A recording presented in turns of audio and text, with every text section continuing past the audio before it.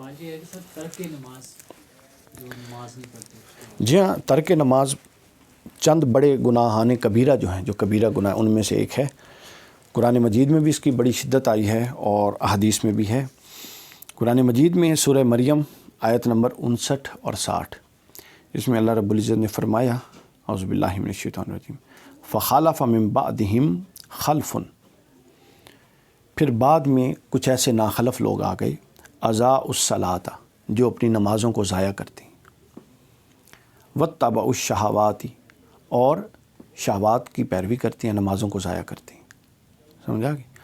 تو اب جب یہ بات ہے کہ نمازوں کو ضائع کرتے ہیں، شہوات کی پیروی کرتے ہیں، آگے پھر اس کے لیے بڑی خطرناک بات قرآن نے کی. قرآن نے فرمایا فسوف یلقون غیّا، ان کو ایک وادی اللہ نے بنا رکھی ہے جس کا نام غی ہے، اس وادی میں ڈالا جائے گا. یہ قرآن مجید میں. اب غی سے متعلق سن لیجئے وہ وادی کیا ہے. حضرت سعد بن ابی وقاص سے یہ حدیث روایت ہے جی، تو میں بتا دیتا ہوں غی کے حوالے سے کہ غی ایک ایسی نہیں، حضرت ابن عباس سے روایت ہے کہ پوچھا گیا کہ یہاں ضائع کرنے کا معنی کیا ہے، ضائع کرنے کا معنی کیا ہے، تو فرمایا گیا کہ ضائع کرنے کا معنی یہ ہے کہ نمازوں کو ان کے وقت پر نہ پڑھنا. یہاں تو وقت پر نہ پڑھنے پر اتنی شدید وعیدیں ہیں، تو جو پڑھتے ہی نہیں اس کا کیا حال ہوگا. اور پھر حضرت سعید بن مسیب سے بھی اس کا معنی روایت کیا. امام ذہبی نے کتاب الکبائر میں بیان فرماتے ہیں کہ اس کی وجہ یہ ہے کہ یہ جو قرآن کہتا ہے نا کہ اضاعوا الصلاۃ، اپنی نمازوں کو ضائع کرتے ہیں، اس کا مطلب یہ ہے کہ ظہر کو عصر تک لے جاتے ہیں، عصر کو مغرب تک لے جاتے ہیں حتیٰ کہ اذان ہو جاتی ہے، مغرب کو عشاء تک لے جاتے ہیں، عشاء کو کھینچ کے فجر تک لے جاتے ہیں، اور فجر کو پھر اتنا تاخیر سے کرتے ہیں کہ سورج طلوع ہو جاتا ہے. یعنی اس سے پورا مفہوم آپ سمجھ لیں. تو فرمایا کہ اس سے توبہ کرنا ضروری ہے، اس عمل سے توبہ کرنا ضروری ہے، کیونکہ آگے قرآن نے اسی آیت میں کہہ دیا الا من تاب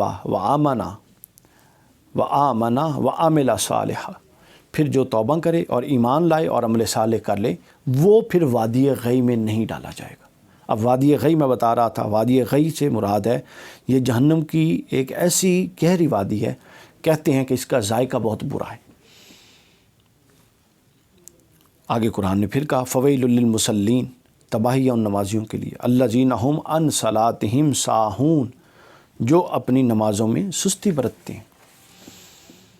حدیث بھی ہے لیکن میں ایک دو آیتیں صرف بتا کے اکتفا کر لیتا ہوں.